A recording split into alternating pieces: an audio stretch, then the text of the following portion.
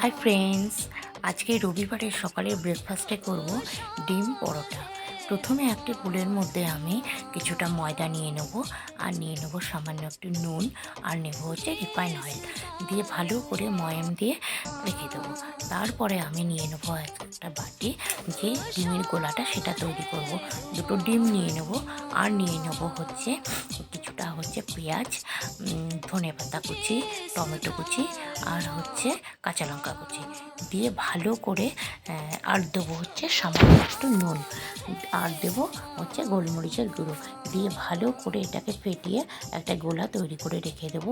তারপরে আমি যে ময়দার ডোটা করে রেখেছিলাম সেটা ভালো করে আমি একটু তেল দিয়ে একটু ঢেকে রেখেছিলাম রেস্টে রাখার পরে, তারপরে আমি গুটি করে নেবো।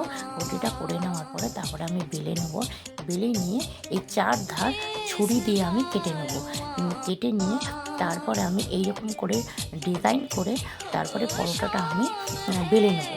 বেলে নেওয়ার পরে আমি চারকোনা করে কেটে নেবো। কেটে নিয়ে তারপরে আমি বেলে নেবো। বেলে নেওয়ার পরে তারপরে আমি একটা প্যান বসিয়ে দেবো। প্যানের মধ্যে সামান্য একটু অয়েল দিয়ে দেবো। দেওয়ার পরে যখন গরম হয়ে যাবে প্যানটা, তখন আমি যে ময়দাটা, যে পরোটাটা করে রেখেছিলাম সেই পরোটাটা ডিমের গোলার মধ্যে ভালো করে একটু মাখিয়ে নেবো। নেওয়ার পরে তারপরে আমি প্যানের মধ্যে দিয়ে দেবো। দিয়ে ভালো করে একটুখানি একটা পিঠ ভালো করে নাড়াচাড়া করবো।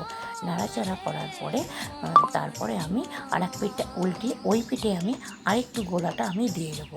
দিয়ে ভালো করে একটু কড়া করে আমি ভেজে নেবো। ভেজে নেওয়ার পরে তারপরে তুলে নেবো। তৈরি হয়ে গেল আমাদের ডিমের পরোটা।